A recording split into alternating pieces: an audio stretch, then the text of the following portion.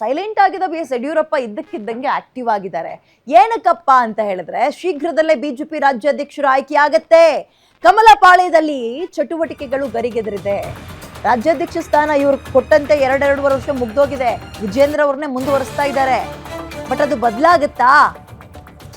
ಬದಲು ಮಾಡ್ತಾರಾ? ಬದಲಾಗುತ್ತೆ ಅನ್ನೋ ವಿಚಾರದಲ್ಲಿ ಈಗ ಯಡಿಯೂರಪ್ಪ ಅವರು ಫುಲ್ ಆಕ್ಟಿವ್ ಆಗಿದ್ದಾರೆ. ಮಗನ ಕುರ್ಚಿಯನ್ನ ಮತ್ತಷ್ಟು ಗಟ್ಟಿ ಮಾಡೋ ವಿಚಾರದಲ್ಲಿ ಶೀಘ್ರದಲ್ಲೇ ಆಗುತ್ತೆ ಬಿಜೆಪಿ ರಾಜ್ಯಾಧ್ಯಕ್ಷರ ಆಯ್ಕೆ. ಕಮಲಪಾಳ್ಯದಲ್ಲಿ ಗರಿಗೆದರಿದೆ ಚಟುವಟಿಕೆಗಳು. ಇಷ್ಟು ದಿನ ಸೈಲೆಂಟ್ ಆಗಿದೆ ಯಡಿಯೂರಪ್ಪ, ಈಗ ಫುಲ್ ಆಕ್ಟಿವ್ ಆಗಿದ್ದಾರೆ. ಮಗನ ಸ್ಥಾನವನ್ನ ಉಳಿಸೋಕೆ ಅಖಾಡಕ್ಕಿಳಿದಿದ್ದಾರೆ ರಾಜಾಹುಲಿ. ಇಳಿ ವಯಸ್ಸಿನಲ್ಲೂ ಮಗನ ಕುರ್ಚಿನ ಉಳಿಸೋಕೆ ಸ್ವತಃ BSY ಅವರೇ ಅಖಾಡಕ್ಕಿಳಿದಿದ್ದಾರೆ. ವಿಜೇಂದ್ರ ಅವರನ್ನ ರಾಜ್ಯಾಧ್ಯಕ್ಷ ಸ್ಥಾನದಿಂದ ಕೆಳಗಿಳಿಸೋಕೆ ವಿರೋಧಿಗಳು ಪ್ಲಾನ್ ಮಾಡ್ತಾ ಇದ್ದು, ವಿಜೇಂದ್ರ ವಿರೋಧಿಗಳಿಗೆ ರಾಜಾಹುಲಿ ಶಾಕ್ ಕೊಡೋಕೆ ಮುಂದಾಗ್ತಾ ಇದ್ದಾರೆ. ರಾಜ್ಯಾಧ್ಯಕ್ಷ ಆಯ್ಕೆಯಲ್ಲಿರುವ ಗೊಂದಲಕ್ಕೆ ಬ್ರೇಕ್ ಹಾಕಲು ಯಡಿಯೂರಪ್ಪ ಅವರೇ ಎಂಟ್ರಿ ಕೊಡ್ತಾ ಇದ್ದಾರೆ ಅಂತ ಮಾಹಿತಿ ಇದೆ. ಅಮಿತ್ ಶಾ ಅವ್ರನ್ನ ಭೇಟಿಯಾಗಿ ಪಕ್ಷದ ಆಂತರಿಕ ವಿಚಾರಗಳ ಬಗ್ಗೆ ಕೂಡ ಚರ್ಚೆಯನ್ನ ಮಾಡಿದ್ದಾರೆ. ನಿನ್ನೆ ಅಮಿತ್ ಶಾ ಅವರು ಕೇಂದ್ರ ಗೃಹ ಸಚಿವರು ಒಂದು ಖಾಸಗಿ ಕಾರ್ಯಕ್ರಮದ ನಿಮಿತ್ತ ಯಾವುದೋ ಒಂದು ಯೂನಿವರ್ಸಿಟಿ ಓಪನ್ ಇತ್ತು, ಅಲ್ಲಿಗೆ ಬಂದಿದ್ರು. ಆಗ ಭೇಟಿಯಾಗಿದ್ರು. ಪಕ್ಷ ಸಂಘಟನೆ ಬಗ್ಗೆ ಮಾತಾಡಿದ್ದಾರೆ. ಅದರ ಜೊತೆಗೆ ಈ ರಾಜ್ಯಾಧ್ಯಕ್ಷರ ಆಯ್ಕೆ ಬಗ್ಗೆಯೂ ಕೂಡ ಮಾತಾಡಿದ್ದಾರೆ ಅನ್ನೋ ಮಾಹಿತಿ ಇದೆ. ಅಂಡ್ ಇಲ್ಲಿ ತನಕ ಹಂಗೆ ನೋಡೋದಾದ್ರೆ ನಳಿನ್ ಕುಮಾರ್ ಕಟೀಲ್ ಅವರು ರಾಜ್ಯಾಧ್ಯಕ್ಷರಾಗಿ ಅವರ ಟರ್ಮ್ ಮುಗಿದ ಮೇಲೂ ಕೂಡ ಅವ್ರನ್ನ ಕಂಟಿನ್ಯೂ ಮಾಡಿದ್ರು. ಕಾರಣ ಇನ್ನು ಯಾರನ್ನೂ ಸೆಲೆಕ್ಟ್ ಮಾಡಿರಲಿಲ್ಲ ಅಂತ. ಅಂಡ್ ರಾಜ್ಯ ಬಿಜೆಪಿಯಲ್ಲಿ ಎಲ್ಲವೂ ಸರಿ ಇದೆಯಾ ಅಂದ್ರೆ ಖಂಡಿತವಾಗ್ಲೂ ಇಲ್ಲ. 2 ಗುಂಪಿದೆ ಈಗ, ಅಸಮಾಧಾನಿತರ ಗುಂಪು. ಅವರಂತೂ ಬಿಟ್ಟಲೆಲ್ಲ ಬೆಂಕಿ ಉಗುಳನ್ನೇ ಉಗುಳ್ತಾ ಇದ್ದಾರೆ. ಇದೇ ವಿಚಾರವಾಗಿ ಯತ್ನಾಳ್ ಅವ್ರನ್ನ ಪಕ್ಷದಿಂದ ಕಿಕ್ಔಟೇ ಮಾಡಲಾಯಿತು. ಬಟ್ ಆ ಟೀಮ್ ಇನ್ನೂ ಕೂಡ ಆಕ್ಟಿವ್ ಆಗಿದೆ. ಯತ್ನಾಳ್ ಅವರ ಫ್ರೆಂಡ್ಸ್ ಇನ್ನೂ ಕೂಡ ಆಕ್ಟಿವ್ ಆಗಿದ್ದಾರೆ.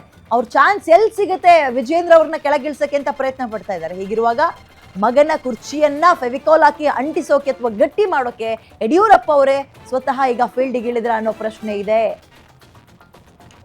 ಮೋರ್ ಡೀಟೇಲ್ಸ್ ನನ್ನ ಕಲೀಗ ಕವನ ನೀಡ್ತಾರೆ. ಗುಡ್ ಮಾರ್ನಿಂಗ್ ಕವನ. ರಾಜ್ಯಾಧ್ಯಕ್ಷರ ಆಯ್ಕೆಯ ಗೊಂದಲ ಇವತ್ತು ನೆನ್ನೆದಲ್ಲ ರಾಜ್ಯ ಬಿಜೆಪಿಯಲ್ಲಿ. ಹೇಗಾಗ್ಬೋದು? ವಿಜೇಂದ್ರ ಅವ್ರನ್ನೇ ಮುಂದುವರಿಸಬಹುದಾ ಅಥವಾ ಬದಲಾಯಿಸ್ತಾರೆ ಅನ್ನುವಂತಹ ವಿಚಾರ ಏನಾದ್ರೂ ಚರ್ಚೆ ಆಗ್ತಾ ಇದೆಯಾ? ಬದಲಾಯಿಸ್ತಾರೆ ಅಂದ್ರೆ ಯಾರನ್ನ ಆಗ್ಬೋದು? ಏನ್ ಸುದ್ದಿ ಇದೆ ಇದ್ರ ಬಗ್ಗೆ?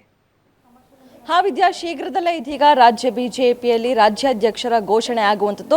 ನೂತನ ರಾಜ್ಯಾಧ್ಯಕ್ಷರ ಘೋಷಣೆ ಆಗುತ್ತಾ ಅಥವಾ ಈಗ ಇರುವಂತಹ ಹಾಲಿ ರಾಜ್ಯಾಧ್ಯಕ್ಷರಾದಂತಹ ವಿಜೇಂದ್ರ ಅವರೇ ಮುಂದುವರಿತಾರ ಅನ್ನುವಂತಹ ಸಾಕಷ್ಟು ಕುತೂಹಲ ಈಗ ಇರುವಂಥದ್ದು. ಹೀಗಾಗಿ ಅಂದ್ರೆ ಈಗಾಗಲೇ ಬಿಜೆಪಿ ಪಾಳೆಯದಲ್ಲಿ ಈಗಾಗಲೇ ವಿಜೇಂದ್ರ ಅವರನ್ನೇ ಬಹುತೇಕ ಮುಂದುವರಿಸ್ತಾರೆ ಅನ್ನುವಂತಹ ಮಾತುಗಳು ಸಹ ಕೇಳಿ ಬರ್ತಾ ಇದೆ. ಸೊ ಹೀಗಾಗಿ ಒಂದು ಕಡೆ ವಿಜೇಂದ್ರ ಅವರನ್ನ ಶತಾಯಗತಾಯ ಈ ಒಂದು ರಾಜ್ಯಾಧ್ಯಕ್ಷ ಸ್ಥಾನದಿಂದ ಕೆಳಗಿಳಿಸಲೇಬೇಕು, ವಿಜೇಂದ್ರ ಅವರನ್ನ ಹೊರತುಪಡಿಸಿ ಬೇರೆ ಯಾರನ್ನ ಬೇಕಾದ್ರೂ ರಾಜ್ಯಾಧ್ಯಕ್ಷನಾದ್ರೂ ಮಾಡ್ಲಿ ಅನ್ನುವಂಥದ್ದು ರೆಬಲ್ ನಾಯಕರ ಒತ್ತಡ. ಇನ್ನು ಈ ಕಡೆ ಅಂದ್ರೆ ಇಷ್ಟು ದಿನ ಸೈಲೆಂಟ್ ಆಗಿದ್ದಂತಹ BS ಯಡಿಯೂರಪ್ಪನವರು ಅಂದ್ರೆ ರಾಜಕೀಯ ಬಿಟ್ಟು ಅಂತ ಅಲ್ಲ, ಏನು ಪಕ್ಷದಲ್ಲಿ ಆಗ್ತಿರುವಂತಹ ಗೊಂದಲಗಳೇನಿದೆಯೋ ಇದ್ಯಾವುದಕ್ಕೂ ಕೂಡ ತಲೆಯನ್ನ ಹಾಕ್ತೆ ತಮ್ಮ ಪಾಡಿಗೆ ತಾವಿದ್ರು. ಅಂದ್ರೆ ರಾಜ್ಯಾಧ್ಯಕ್ಷರಾಗಿ ತಮ್ಮ ಮಗ ಇದ್ದಾರೆ, ಅವರೇ ಮುಂದುವರ್ಸ್ಕೊಂಡು ಹೋಗ್ತಾರೆ, ನಾನು ಇದರಲ್ಲಿ ತಲೆ ಹಾಕೋದು ಬೇಡ ಅನ್ನುವಂತಹ ಕಾರಣಕ್ಕೆ ಯಡಿಯೂರಪ್ಪನವರು ಸೈಲೆಂಟ್ ಆಗಿದ್ರು. ಆದ್ರೆ ಇದೀಗ ಯಾವಾಗ ಮಗನ ಕುರ್ಚಿಗೆ ಆಪತ್ತು ಕಂಟಕ ಎದುರಾಯಿತೋ ಇದೀಗ BS ಯಡಿಯೂರಪ್ಪನವರೇ ಸ್ವತಃ ಅಖಾಡಕ್ಕೆ ಇಳಿಯುವಂತಹ ಸಮಯ ಎದುರಾಗಿರುವಂಥದ್ದು. ಅಂದ್ರೆ ಇಷ್ಟು ದಿನ ರೆಬಲ್ ನಾಯಕರು ಯಡಿಯೂರಪ್ಪನವರ ಕುಟುಂಬದ ವಿರುದ್ಧ ಆಗಿರ್ಬೋದು, ರಾಜ್ಯಾಧ್ಯಕ್ಷರ ವಿರುದ್ಧ ಅಂದ್ರೆ ವಿಜೇಂದ್ರ ಅವರ ವಿರುದ್ಧ ಸಾಕಷ್ಟು ವಾಗ್ದಾಳಿಯನ್ನು ನಡೆಸಿದ್ರು ಕೂಡ ಯಡಿಯೂರಪ್ಪನವರು ಮಾತ್ರ ಒಂದು ಮಾತನ್ನು ಕೂಡ ರೆಬಲ್ ನಾಯಕರ ವಿರುದ್ಧ ಎಲ್ಲೂ ಕೂಡ ಮಾತನಾಡಿರಲಿಲ್ಲ. ಅಂದ್ರೆ ಅವ್ರ ಪಾಡಿಗೆ ಅವರಿದ್ರು, ಏನಾಗುತ್ತೋ ಆಗ್ಲಿ ವಿಜೇಂದ್ರ ಅವರು ಅದನ್ನ ಮುಂದುವರ್ಸ್ಕೊಂಡು ಹೋಗ್ತಾರೆ, ವಿಜೇಂದ್ರ ಅವರೇ ಅದನ್ನ ನೋಡ್ಕೊಳ್ತಾರೆ, ರಾಜ್ಯಾಧ್ಯಕ್ಷರಾಗಿ ಅದು ಅವರ ಕರ್ತವ್ಯ ಅಂತ ಎಲ್ಲವನ್ನ ಕೂಡ ವಿಜೇಂದ್ರ ಅವರಿಗೆ ಬಿಟ್ಟಿದ್ರು. ಆದ್ರೆ ಇದೀಗ ರಾಜ್ಯಾಧ್ಯಕ್ಷರ ಆಯ್ಕೆ ಶೀಘ್ರದಲ್ಲೇ ಆಗುತ್ತೆ ಅನ್ನುವಂತಹ ಸಂದರ್ಭ ಇದೀಗ ಎದುರಾಗಿರೋದ್ರಿಂದ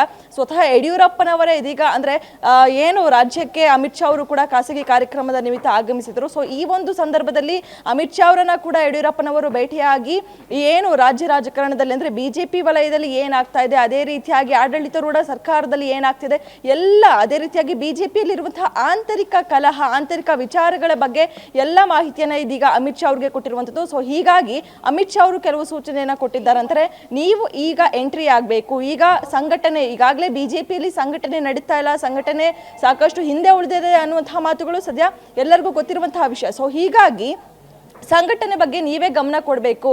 ಅದೇ ರೀತಿಯಾಗಿ ಈ ವಿಚಾರ ಅಂದ್ರೆ ಸಂಘಟನೆ ಜೊತೆಗೆ ಮಗನ ಕುರ್ಚಿಯನ್ನ ಕೂಡ ಉಳಿಸ್ಕೊಳ್ಳೋದಕ್ಕೆ ಇದೀಗ ಯಡಿಯೂರಪ್ಪನವರು ಮುಂದಾಗ್ತಾ ಇರುವಂಥದ್ದು. ಸೊ ಹೀಗಾಗಿ ನಿನ್ನೆ ಅಷ್ಟೇ ಏನು ಎದುರಾಳಿಗಳಿಗೆ ವಿರೋಧಿಗಳು ಅಂತಾನೆ ಹೇಳ್ಬೋದು, ವಿರೋಧಿಗಳಿಗೆ ಅಂದ್ರೆ ರೆಬಲ್ ನಾಯಕರಾಗಿರ್ಬೋದು, ತಟಸ್ಥ ಬಣದವರಾಗಿರ್ಬೋದು, ಇವ್ರಿಗೆ ಒಂದು ಖಡಕ್ ಸಂದೇಶವನ್ನ ರವಾನೆ ಮಾಡಿದ್ದಾರೆ. ಅಂದ್ರೆ ನಾನು ಪ್ರತಿನಿತ್ಯ ಬಿಜೆಪಿ ರಾಜ್ಯ ಕಚೇರಿಗೆ ಆಗಮಿಸ್ತೇನೆ, ಜಿಲ್ಲಾವಾರು ಪ್ರವಾಸ ಮಾಡ್ತೇನೆ, ನಾನು ಇನ್ಮೇಲೆ ಮನೇಲಿ ಕೂರಲ್ಲ ಅನ್ನುವಂತಹ ಖಡಕ್ ಸಂದೇಶವನ್ನ ರವಾನೆ ಮಾಡಿದ್ದಾರೆ. ಸೊ ಹೀಗಾಗಿ ಎಲ್ಲೋ ಒಂದ್ ಕಡೆ ವಿಜೇಂದ್ರ ಅವರ ಕುರ್ಚಿ ಉಳಿಸ್ಕೊಳ್ಳೋದಕ್ಕೆ ಇದೀಗ ಯಡಿಯೂರಪ್ಪನವರ ಎಂಟ್ರಿ ಆದ್ರ ಅನ್ನುವಂಥದ್ದು. ಅದೇ ರೀತಿಯಾಗಿ ಈಗ ರೆಬಲ್ ನಾಯಕರು, ಅದೇ ರೀತಿಯಾಗಿ ತಟಸ್ಥ ಬಣದವರು ಯಾರೇ ಮಾತನಾಡಿದ್ರು ಕೂಡ ಬರೀ ವಿಜೇಂದ್ರ ಅವರ ವಿರುದ್ಧ ಮಾತನಾಡ್ತಾ ಇದ್ರು.